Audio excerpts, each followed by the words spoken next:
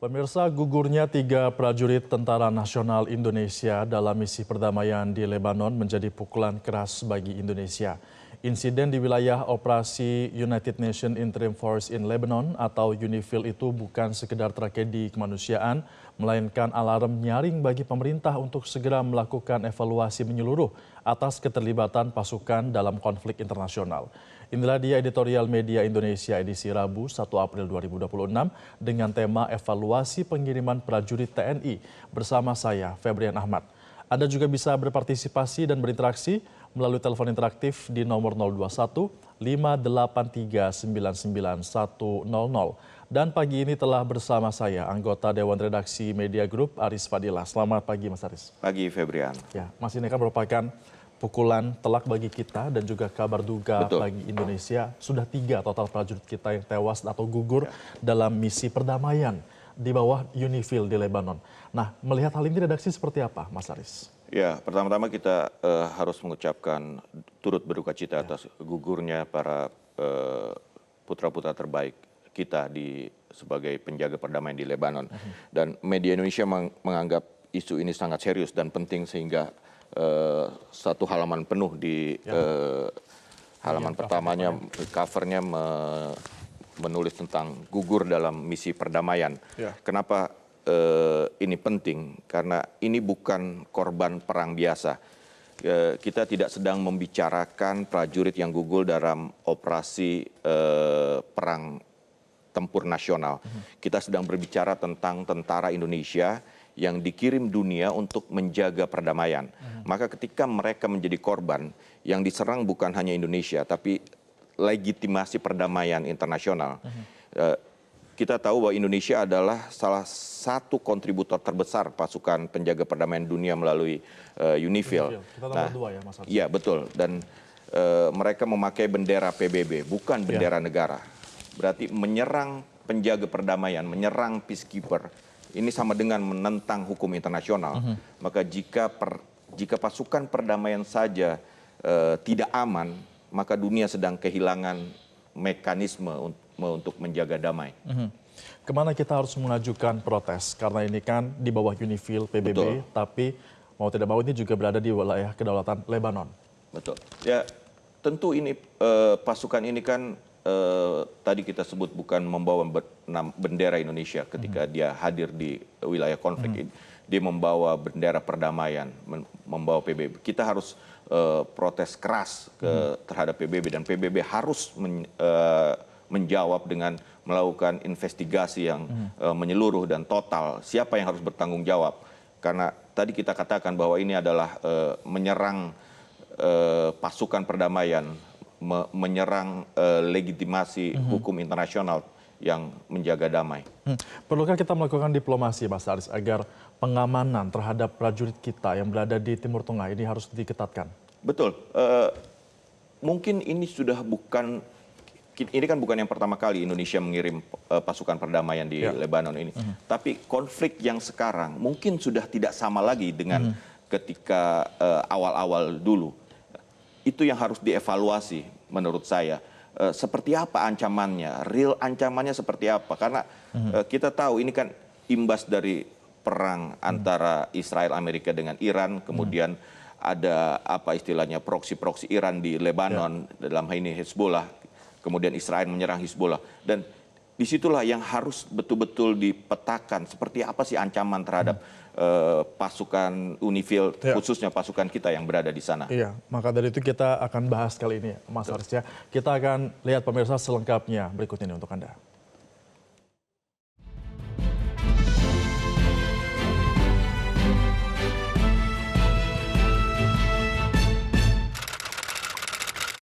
Evaluasi pengiriman prajurit TNI.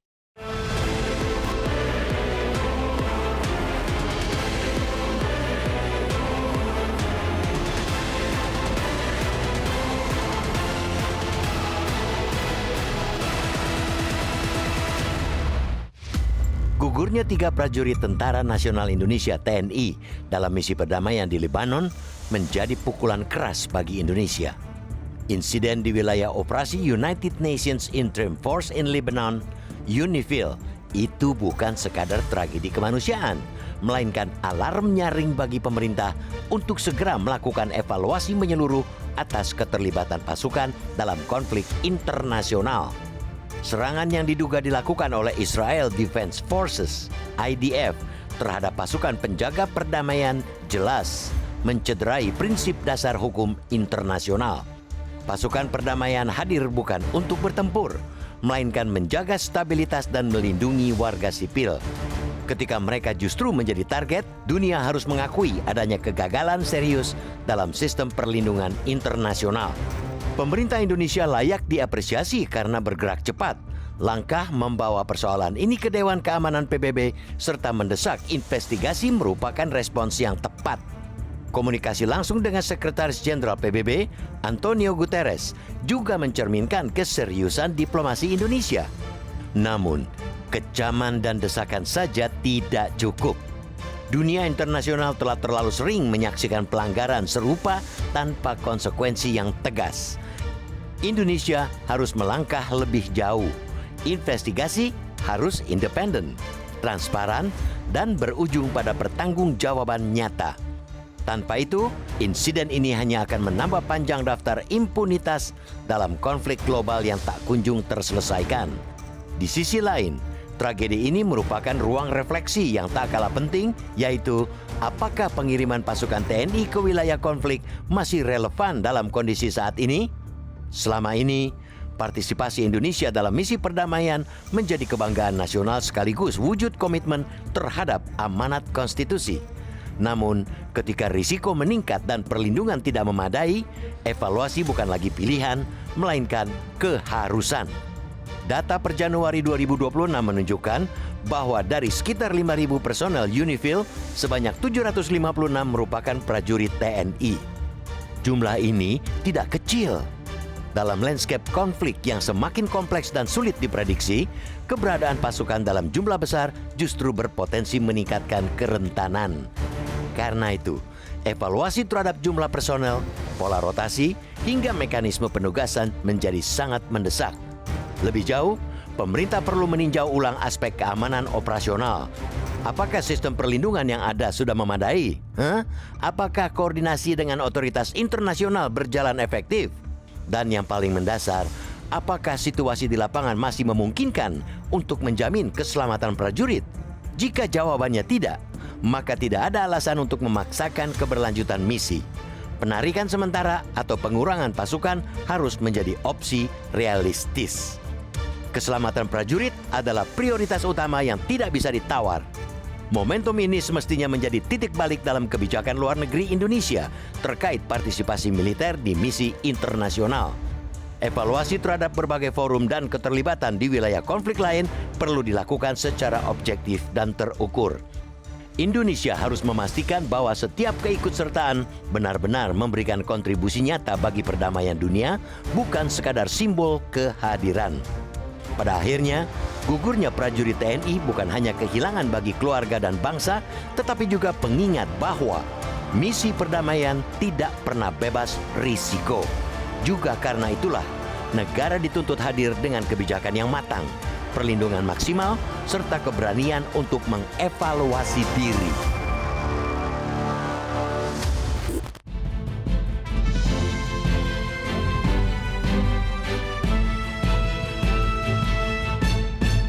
Tetaplah bersama kami, Editorial Media Indonesia akan segera kembali usai jeda pariwara.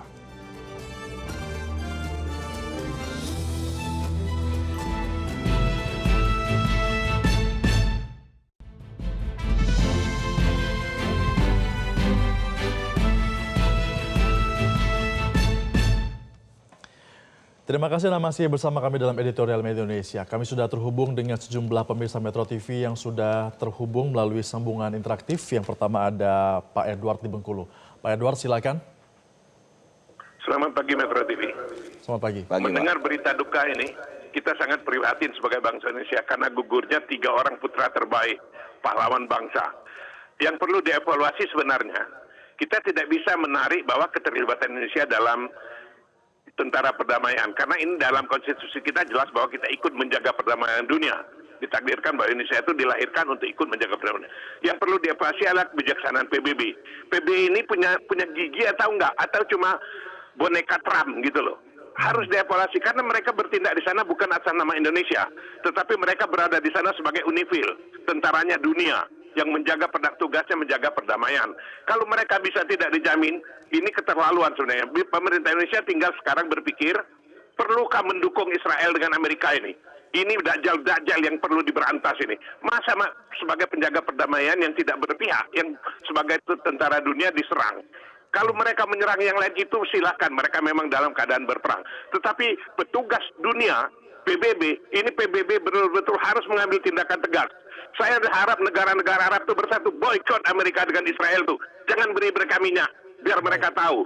Ini sebetulnya keterlaluan, sudah perilaku dajjal betul yang dilakukan oleh Israel dan Amerika ini. Baik, kami sudah tangkap intisarinya. Terima kasih Pak Edward. Selanjutnya masih ada Pak Suryadi dari Bogor. Selamat pagi Pak Suryadi, silakan. Selamat pagi, Assalamualaikum. Waalaikumsalam. Waalaikumsalam. Sebelumnya minal aidin wal faizin ya untuk semua di situ ya. Minal aidin. Ya, begini, saya turut berduka cita untuk yang telah gugur ya. Mau siapapun juga, mudah-mudahan husnul khotimah beliau ya. Nah, apa yang dibicarakan ini memang betul, tapi ya kita juga kan melihat situasi sama kondisinya juga kan gitu kan. Jadi nggak usah menyalahkan, ya lebih baik saling mendoakan aja lah kalau menurut saya. Mendoakan dan juga semoga nanti ke depannya jangan ada seperti ini lagi. Begitu aja ya, terima kasih. Assalamualaikum. Baik, waalaikumsalam. Terima kasih Pak Suryadi dari Bogor. Sebelumnya ada Pak Edward dari Bengkulu. Kalau kita dengar Pak Edward ini begitu emosional ya, karena memang 3 prajurit ini gugur bukan dalam kondisi melawan, tapi menjaga perdamaian dunia. Ada misi di sana. Tapi kalau kita lihat Mas Haris, apakah memang ini pertama kalinya Indonesia gugur dalam kejadian seperti ini atau memang sudah ada peristiwa sebelumnya? Ya, pertama tadi kita menganggap manusiawi, wajar kalau tadi Pak Edward begitu emosional karena memang kita pun merasakan gitu loh bahwa ketika 3 putra terbaik kita gugur dalam misi perdamaian dunia sebagai tentara dunia yang menjaga perdamaian itu, kita memang harus merasa bahwa ini adalah keterlaluan dan ini seharusnya tidak boleh terjadi. Kembali ke soal pertanyaan, apakah pernah memang terjadi? Sebenarnya bukan hal pertama bahwa ada pasukan perdamaian diserang di Lebanon. Saya mencatat misalnya Spanyol di Lebanon serangan bom menewaskan 6 peacekeeper mereka. Apa responnya adalah investigasi internasional, tekanan diplomatik, peningkatan keamanan pasukan. Kenapa peningkatan keamanan pasukan? Tadi kita sebut di awal bahwa ini perangnya sudah begitu modern, begitu konfliknya tuh bisa dibilang rumit gitu ya di Lebanon ini. Sehingga perlu mungkin standar yang lebih dari pengamanan bagi pasukan peacekeeper di Lebanon. Terus pernah juga Irlandia di Lebanon, konvoi peacekeepernya ditembak. Di sini pelakunya ditangkap, pemerintah lokal dipaksa bertanggung jawab. Nah, itulah yang kita inginkan, bahwa ada tekanan dari kita sebagai negara, sebagai bangsa bermartabat untuk meminta seperti tadi Pak Edward bilang, PBB ini harus bertindak dengan tegas gitu loh, bahwa siapa yang bertanggung jawab. Memang belum ada pihak yang menyatakan secara ini bahwa mereka melakukan penembakan, tapi kan kita tahu bahwa banyak pihak mengatakan bahwa itu adalah Israel yang melakukan serangan itu dengan alasan bahwa mereka menyerang Hizbullah di kawasan itu. Tapi kan itu tidak bisa berhenti hanya di situ. Harus ada yang bertanggung jawab dan harus ada yang dihukum atas peristiwa ini. Baik, nah tapi kalau kita lihat juga Mas Haris, ada negara-negara yang sudah mengambil sikap seperti Argentina yang sudah mulai menarik pasukan. Italia yang juga membuka opsi penarikan. Bahkan Korea Selatan dan Kroasia juga berencana untuk melakukan penarikan jangka panjang dari pasukan. Nah, Indonesia apakah harus menerapkan evaluasi serupa? Saya kira evaluasi itu wajib ya. Apa yang terjadi, kenapa bisa terjadi, itu kan harus dievaluasi. Opsi-opsinya, mungkin opsi pilihan terakhir adalah jika tidak ada jaminan keamanan, jaminan keselamatan bagi prajurit-prajurit kita yang menjaga perdamaian dunia, ya mengapa tidak kita tarik pasukan, karena tidak ada jaminan keamanan, itu kan. Nah, negara ini kan menghormati tentaranya, tidak membiarkan negara yang menghormati tentaranya tidak membiarkan kematian prajurit berlalu tanpa akuntabilitas. Seperti itulah kira-kira. Ya, jaminan keamanan yang harus kita dapatkan itu dari PBB, Lebanon, atau dari keduanya, Mas Aris, untuk memastikan agar operasi perdamaian ini tetap berlanjut tanpa PBB korban. tentu harus punya apa istilahnya kekuatan untuk menekan pihak-pihak yang berkonflik untuk bisa menahan bahwa apa istilahnya ya di Lebanon itu kan berarti adalah Israel dan Hizbullah. Ya mereka PBB harus bisa memberikan tekanan kepada kedua pihak yang bertikai ini untuk bisa menghormati pasukan perdamaian, bahwa pasukan perdamaian ini datang ke sana bukan untuk melakukan serangan, bukan untuk menyerang, tapi untuk menjaga perdamaian. Ya ternyata menjaga perdamaian itu lebih sulit dibanding perang itu sendiri, jangan-jangan. Tapi relevansi pasukan kita ada di sana saat ini masih relevan tidak, Mas Aris? Ya, kembali tadi dikatakan Pak Edward bahwa kita memang harus terlibat, itu konstitusi kita menjaga perdamaian dunia, itu bagian dari konstitusi ikut menjaga perdamaian dunia. Salah satu manifestasinya adalah mengirim pasukan perdamaian. Namun kita harus melihat situasi real di lapangan, seperti apa situasinya, apakah tentara kita aman di sana. Karena bagaimanapun mereka meninggalkan keluarganya di sini untuk menjaga. Kan kita harus memberikan jaminan kepada keluarga bahwa mereka dikirim dengan jaminan keamanan, karena mereka ke sana bukan berperang, mereka ke sana adalah menjaga perdamaian. Kalau dari pemerintah kita dalam hal ini MPR juga sudah meminta untuk mempertimbangkan untuk menarik TNI dari UNIFIL. Nah, kalau kita tarik kontribusi dalam perdamaian dunia, apakah masih bisa dilakukan tanpa harus terlibat langsung sebagai prajurit di sana? Bisa, sangat bisa. Tapi kan itu tadi harus ada evaluasinya dulu nih. Evaluasinya seperti apa? Harus dilihat dulu. Kita jangan dulu ke situ, tapi ini kenapa bisa sampai terjadi? Siapa yang harus bertanggung jawab? Itu kita tekan. Gitu loh. PBB yang harus, kalau tadi kita lihat mereka akan melakukan investigasi, ya kita kejar investigasi seperti apa yang dilakukan dan siapa yang harus bertanggung jawab, dan kita melakukan diplomasi ke negara-negara di sekitar Turki bahwa ya ini tidak bisa dibiarkan dan ini bisa terjadi kepada pasukan perdamaian dari negara lain. Baik, apalagi ada sekitar 756 itu personil. Bukan jumlah yang sedikit, itu jumlah yang besar. Terbanyak kedua, Mas Aris. Betul. Dan itu harus dijamin keamanannya. Harus dijamin ya, baik. Kami masih akan segera kembali usai jeda pariwara pemirsa, dan tetaplah bersama kami dalam Editorial Media Indonesia.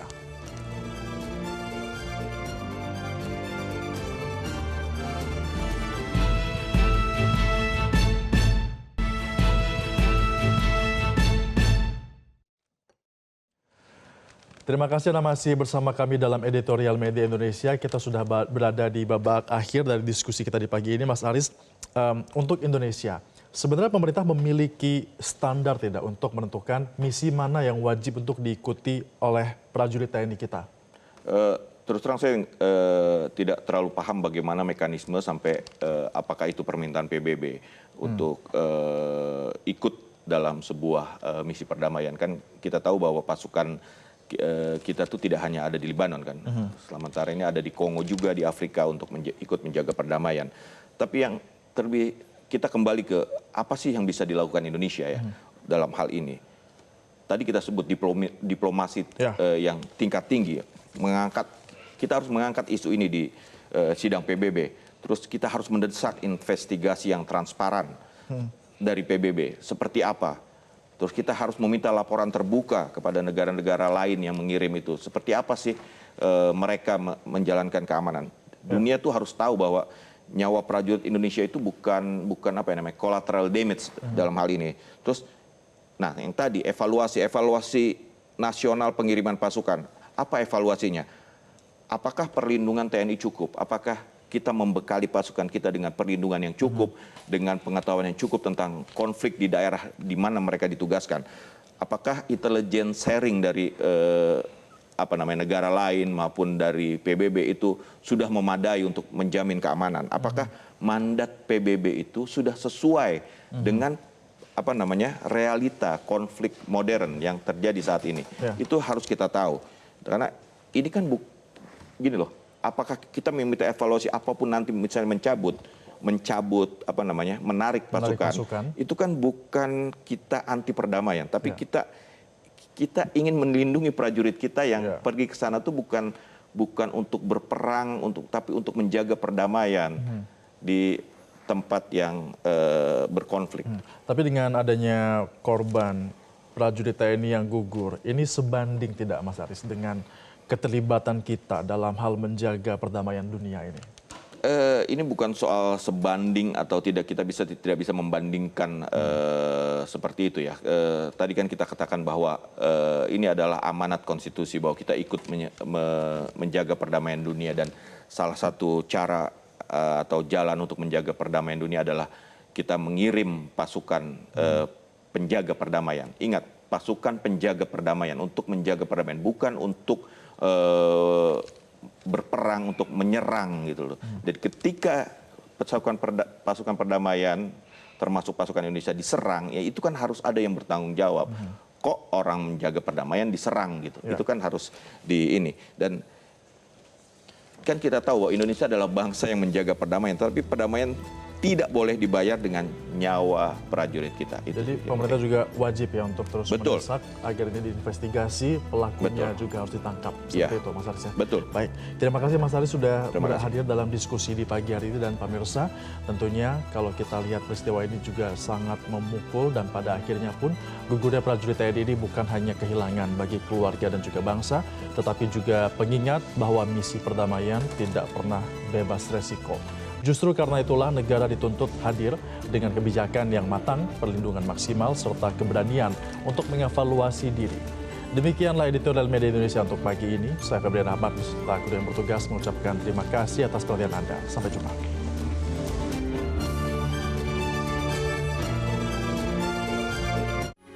Metro TV